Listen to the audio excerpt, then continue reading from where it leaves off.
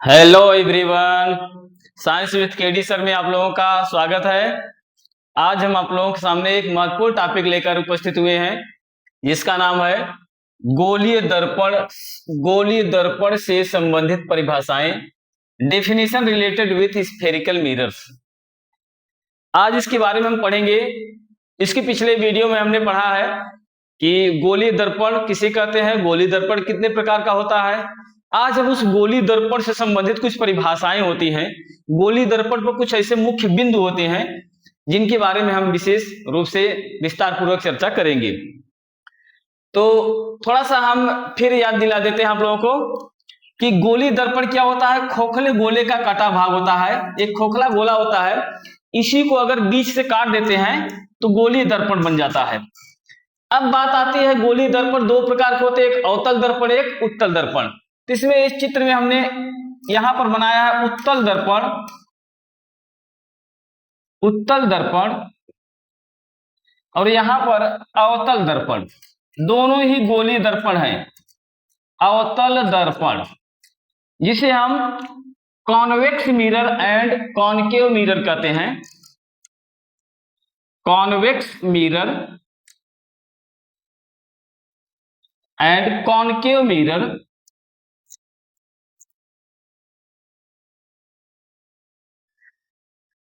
Concave mirror. अब बात आती है किसको उत्तल किसको अवतल कहेंगे। देखिए, बिल्कुल बहुत सीधा आसान सा पहचान इसका है। गोलीय दर्पण तो दोनों ही है, लेकिन अगर उभरा हुआ तल, जैसे ऐसे हम बनाए तो ये उभरा हुआ तल है, उभरा हुआ तल अगर चिकना हो, चमकदार हो, पॉलिशदार हो और इसके अंदर दबे हुए तल पर पेंट लगा हो तो इसको हम कहते हैं उत्तल दर्पण।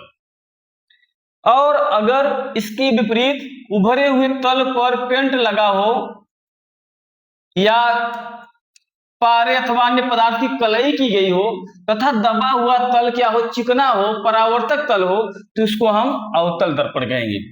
तो यहाँ पर उत्तल दर्पण और अवतल दर्पण दोनों के चित्र दिखाए गए हैं।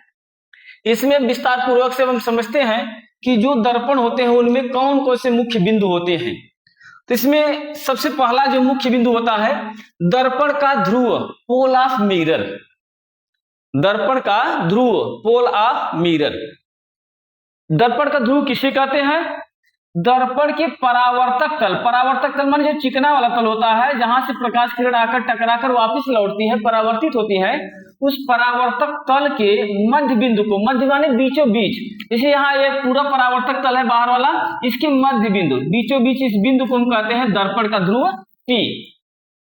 परावर्तक तल के मध्य बिंदु को दर्पण का ध्रुव P कहते हैं। चाहे आपका उत्तल दर्पण हो चाहे अवतल दर्पण हो, दोनों में मध्य बिंदु P कहते हैं।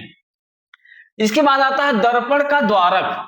जो गोली दर्पण हम बीच में काट देते हैं, दो दर्पण बना लेते हैं, एक अवतल एक उत्तल, तो यहाँ पूरे इसके व्यास को, परावर्तक गोली दर्पण के परावर्तक तल के व्यास को, यहां से यहां, व्यास हम जानते हैं यहां से यहां की टोटल दूरी क्या होती है, व्यास कहलाती है।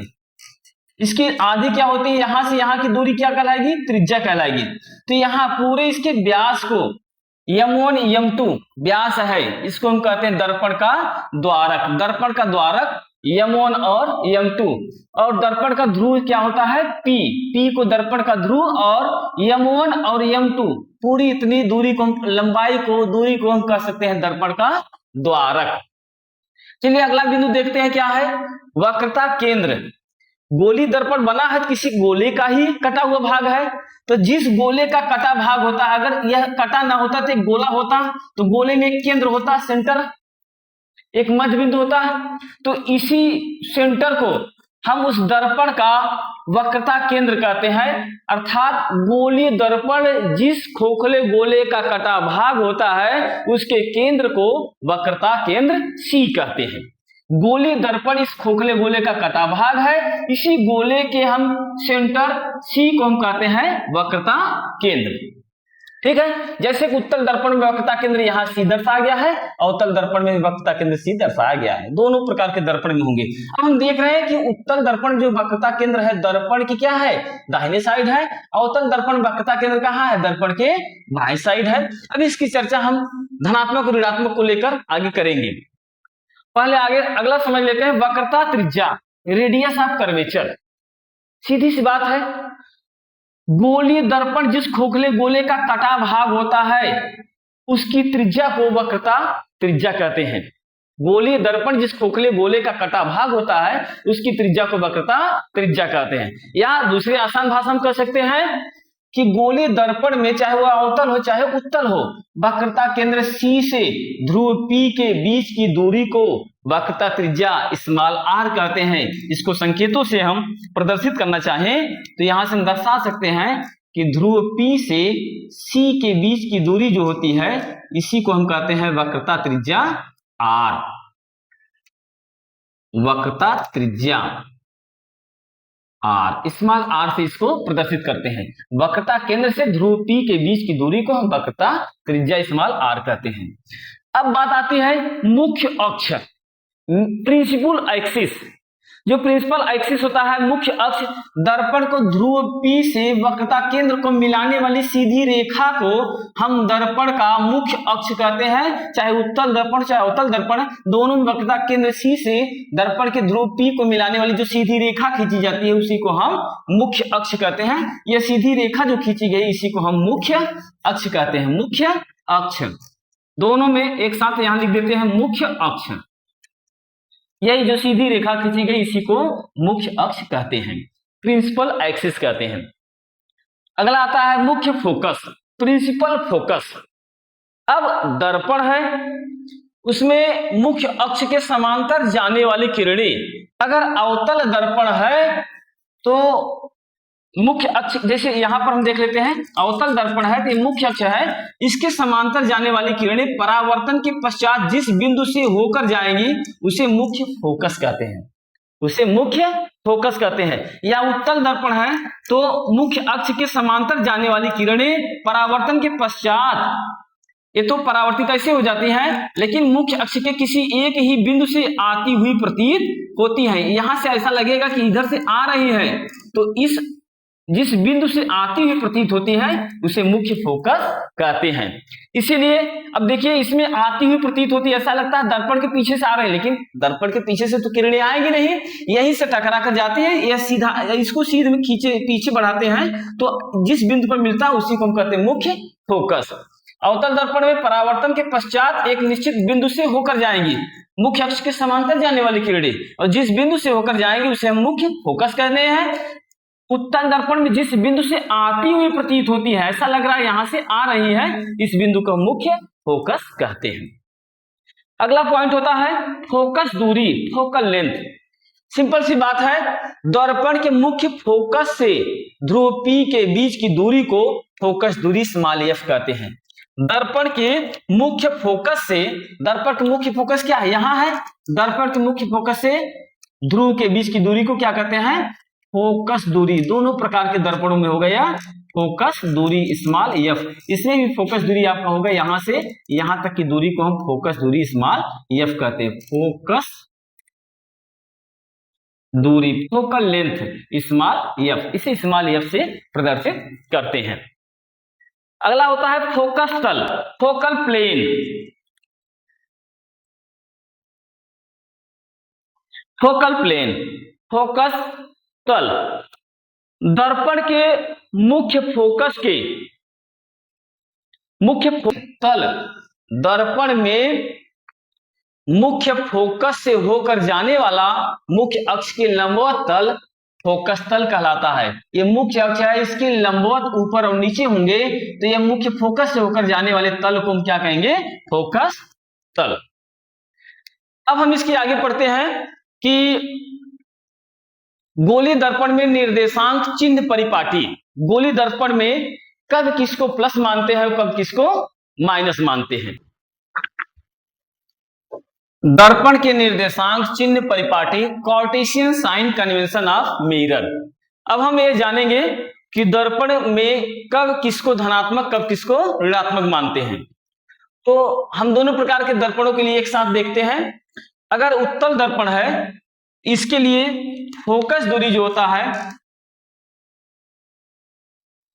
फोकस दूरी, अभी हमने पढ़ा कि मुख्य फोकस से ध्रुव P के बीच की दूरी को फोकस दूरी कहते हैं, और फोकस दूरी का संकेत जो होता है वह स्मॉल f होता है। फोकस दूरी स्मॉल f क्या होता है, यह धनात्मक होता है। क्या होता है, धनात्मक होता है। किसके लिए, उत्तल दर्पण के लिए। उत्तल दर्पण के लिए फोकस दूरी f क्या होता है, धनात्मक होता है। फोकस दूरी f बराबर होता है धनात्मक। अवतल दर्पण के लिए, अवतल दर्पण के लिए फोकस दूरी जो होता है ऋणात्मक होता है। फोकस दूरी f बराबर, इसको हम ऋणात्मक मानेंगे, निगेटिव होता है। ठीक है, इसको अंग्रेजी में लिखना चाहे तो इसको हम प्लस पॉजिटिव कहते हैं, पॉजिटिव, और इसको कहते हैं negative, negative, positive and negative. इसी प्रकार से अब वक्रता त्रिज्या, दोनों के लिए वक्रता त्रिज्या, वक्रता केंद्र से ध्रुव P के बीच की दूरी को हम कहते हैं वक्रता त्रिज्या। वक्रता त्रिज्या, वक्रता त्रिज्या क्या होता है, स्मॉल r। स्मॉल r उत्तल दर्पण के लिए धनात्मक होता है, धनात्मक होता है। कोष्ठक में इसको हम पॉजिटिव लिख सकते हैं, पॉजिटिव लिख सकते हैं। और इसके लिए वक्रता त्रिज्या अवतल दर्पण के लिए वक्रता त्रिज्या स्मॉल r क्या होता है, ऋणात्मक होता है, ऋणात्मक, निगेटिव। इसको हम निगेटिव मानते हैं, निगेटिव। अब बात आती है दर्पण के सामने ही हमेशा वस्तु रखी जाती है। वस्तु हमेशा कहाँ रखी जाती है, दर्पण के सामने। भाई मैं चेहरा देखना अपना, तो हम दर्पण के सामने खड़े होंगे, पीछे खड़े होंगे, सामने खड़े होंगे, तभी तो प्रतिबिंब बनेगा। तो दर्पण के सामने क्या है, यहाँ उत्तल दर्पण हो या अवतल दर्पण हो, हमेशा दर्पण के सामने वस्तु रखी जाती है। इसलिए वस्तु की स्थिति क्या होता है, दर्पण से वस्तु की दूरी हमेशा क्या होता है, ऋणात्मक होता है। दर्पण से वस्तु की दूरी, वस्तु की दूरी क्या होता है, ऋणात्मक होता है। चाहे उत्तल दर्पण हो चाहे अवतल दर्पण हो, हमेशा यह ऋणात्मक होता है, निगेटिव ही होता है। इसमें भी होगा दर्पण से वस्तु की दूरी, दर्पण से वस्तु की दूरी क्या होगा, ऋणात्मक होगा, ऋणात्मक अर्थात निगेटिव ही होगा, निगेटिव ही होगा, ऋणात्मक। जगह नहीं इधर है, नीचे लिख देते हैं, ऋणात्मक, निगेटिव होगा। अब बात आती है अगला पॉइंट, प्रतिबिंब बनता है दर्पण से। प्रतिबिंब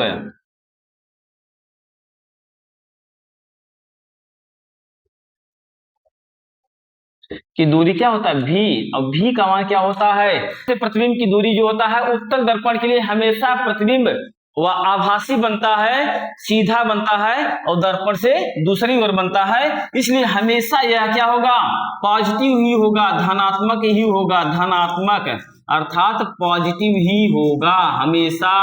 क्योंकि उत्तल दर्पण के सामने वस्तु को हम चाहे जहां रखें, प्रतिबिंब सदैव दर्पण के दूसरी ओर बनता है।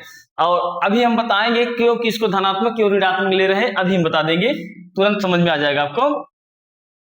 दर्पण से इधर प्रतिबिंब की दूरी क्या होगा, दर्पण से प्रतिबिंब की दूरी, प्रतिबिंब की दूरी भी बराबर क्या होगा, दर्पण से वस्तु की दूरी क्या होता है, u। भी वस्तु की दूरी u था ऋणात्मक, दर्पण से प्रतिबिंब की दूरी v है। v का मान क्या होगा, इसके लिए धनात्मक भी होगा और ऋणात्मक भी होगा।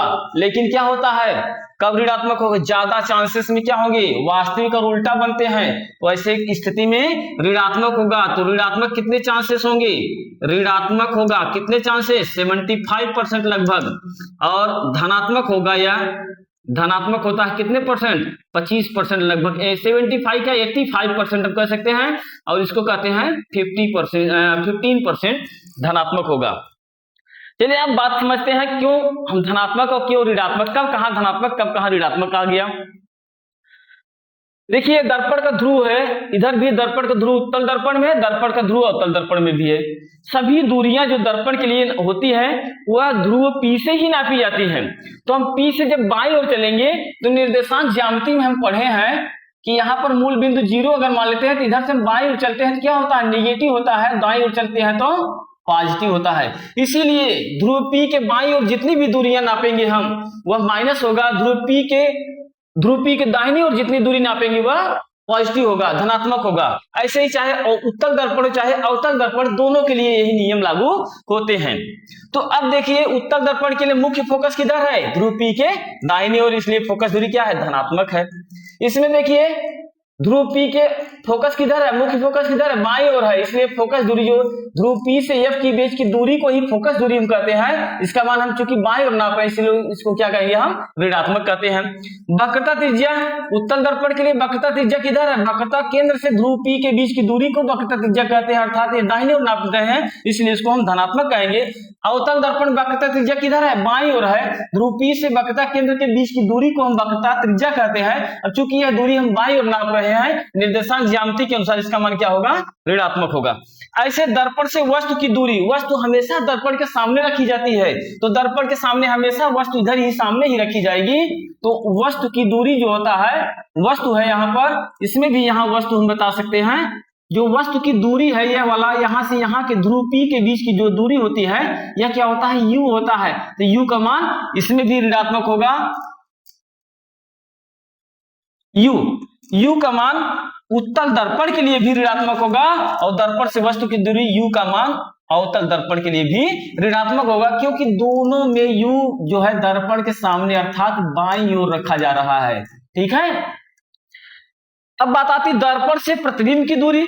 तो हम पढ़े हैं कि उत्तल दर्पण द्वारा हमेशा जो होता है वस्तु का प्रतिबिंब कहां बनता है, दर्पण की दूसरी ओर बनता है, आभासी बनता है और सीधा बनता है। तो आभासी और सीधा प्रतिबिंब क्या होता है, हमेशा धनात्मक होता है। P के पॉजिटिव साइड में दूसरे दाहिने साइड में बना है इसलिए V का मान हमेशा क्या होगा, पॉजिटिव होगा, धनात्मक होगा। किसके लिए, उत्तल दर्पण के लिए। लेकिन अवतल दर्पण के लिए वस्तु 6 स्थितियों में रखी जाती है, एक अनंत पर रखी जाती है, एक वक्रता केंद्र और अनंत के बीच रखी जाती है। पहला कंडीशन यहां पर होगा, दूसरा कंडीशन यहां होगा, तीसरा कंडीशन कहां होगा, वक्रता केंद्र पर होता है, और चौथा कंडीशन वक्रता केंद्र और मुख्य फोकस के बीच होता है, पांचवा कंडीशन मुख्य फोकस पर होता है, और छठवां कंडीशन क्या होता है, मुख्य फोकस ध्रुव P के बीच होता है। तो इसमें 5 कंडीशन जो होते हैं, 5 कंडीशन में जब वस्तु को रखते हैं तो प्रतिबिंब हमेशा दर्पण के सामने बनता है, और दर्पण के सामने बना हुआ प्रतिबिंब कैसा होता है, वास्तविक होता है, वास्तविक होता है, उल्टा होता है।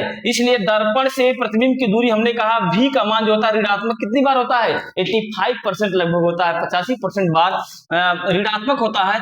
एक कंडीशन में, छठे कंडीशन में केवल जब हम ध्रुव P और मुख्य फोकस के बीच वस्तु को रखते हैं, यहां पर वस्तु को रखते हैं, o डैश यहां पर रखते हैं, तो इसका प्रतिबिंब जो होता है दर्पण के दूसरी ओर बनता है, आभासी बनता है और सीधा बनता है। तो जब दर्पण के पीछे अर्थात दाहिनी तरफ, P के दाहिनी तरफ वस्तु का प्रतिबिंब बन रहा है तो ऐसे कंडीशन में प्रतिबिंब को क्या कहते हैं, धनात्मक। और वो कितने चांसेस है, 15% चांस है। माने अगर 6 कंडीशन में से 5 कंडीशन आपको ऋणात्मक दे रहा है तो केवल एक कंडीशन आपको धनात्मक दे रहा है। इसलिए हम कह सकते हैं उत्तल दर्पण द्वारा हमेशा जो प्रतिबिंब की दूरी होती है वह धनात्मक होती है, अवतल दर्पण द्वारा प्रतिबिंब की दूरी क्या होती है, धनात्मक भी हो सकती है, ऋणात्मक भी होती है। अब बात आती है, तो बाएं और दाएं हमने देख लिया। अब बात आती है कि निर्देशांक ज्यामिति में ऊपर चलते हैं तो क्या होता है, प्लस होता है, और नीचे चलते हैं तो क्या होता है, माइनस होता है। तो जब भी प्रतिबिंब रखी जाती है मुख्य अक्ष पर ऊपर की दिशा में ऐसे रखी जाती है, अर्थात वस्तु ओ की जो लंबाई होती है वह क्या होता है, हमेशा क्या होगा, धनात्मक होगा। तो वस्तु की लंबाई हम दोनों प्रकार के दर्पण के लिए लिख लेते हैं। वस्तु की लंबाई जो होगी उसकी ऊंचाई जो होगी वह क्या होता है, वस्तु की लंबाई हमेशा कैसा होता है, वस्तु की लंबाई हमेशा क्या होगा, धनात्मक होगा। वस्तु की लंबाई को हम ओ डैश कह सकते हैं, बराबर क्या होगा, धनात्मक होगा, धनात्मक होगा। ठीक है, धनात्मक हमेशा होगा, पॉजिटिव होगा, हमेशा पॉजिटिव होगा, चाहे वह उत्तल दर्पण हो चाहे अवतल दर्पण हो। अवतल दर्पण में भी हमेशा वस्तु मुख्य अक्ष के ऊपर दिशा में रखी जाती है। तो अवतल दर्पण के लिए भी हम लिख सकते हैं वस्तु की लंबाई, वस्तु की लंबाई जो है वस्तु की लंबाई कैसा होगा, धनात्मक होगा। धनात्मक वस्तु की लंबाई क्या है, ओ डैश बराबर धनात्मक, पॉजिटिव, पॉजिटिव। ठीक है, तो दोनों प्रकार के दर्पण के लिए वस्तु की लंबाई क्या होगा, हमेशा धनात्मक होगा। अब बात आती है प्रतिबिंब की लंबाई। तो प्रतिबिंब की लंबाई जब वास्तविक प्रतिबिंब बने, अर्थात उत्तल दर्पण द्वारा हमेशा देख रहे हैं आभासी ही बनता है, तो उत्तल दर्पण के लिए जो प्रतिबिंब होता है, प्रतिबिंब होता है, प्रतिबिंब की लंबाई, उत्तल दर्पण के लिए प्रतिबिंब की लंबाई जो होता है वह आई डैश, प्रतिबिंब की लंबाई को आई डैश हम बोलते हैं। यह हमेशा क्या कैसा होगा, धनात्मक होगा, क्योंकि यह मुख्य अक्ष के ऊपर बन रहा है, मुख्य अक्ष के ऊपर बन रहा है, हमेशा कैसा कहा जाएगा, पॉजिटिव कहा जाएगा। लेकिन अवतल दर्पण में क्या होता है, हमने कहा था 85% कंडीशन में क्या होगा, प्रतिबिंब उल्टा बनता है। प्रतिबिंब कैसा बनता है, उल्टा बनता है, वास्तविक बनता है, और वास्तविक बना हुआ प्रतिबिंब हमेशा उल्टा होता है। और निर्देशांक ज्यामिति में हम ऊपर से जब नीचे आते हैं, मुख्य अक्ष के नीचे आ रहे हैं, तो क्या होगा, ऋणात्मक होगा। तो कितनी बार ऋणात्मक होगा, लगभग 85%, अर्थात 5 कंडीशन में प्रतिबिंब वास्तविक उल्टा बनेगा। तो हम कह देंगे 85% क्या होगा, इसके द्वारा बना हुआ प्रतिबिंब कैसा होगा, ऋणात्मक होगा। केवल 15% जब आभासी और सीधा बनता है तब प्रतिबिंब इसका क्या होगा, धनात्मक होगा। तो अवतल दर्पण के लिए हम लिख लेंगे यहां पर, इसके लिए प्रतिबिंब, इसके लिए अब मिटा देते हैं अवतल दर्पण के चित्र को। प्रतिबिंब की लंबाई कैसा होगा, की लंबाई आई डैश का मान क्या होगा, हम लिख सकते हैं ऋणात्मक होता है कितनी बार, 85%।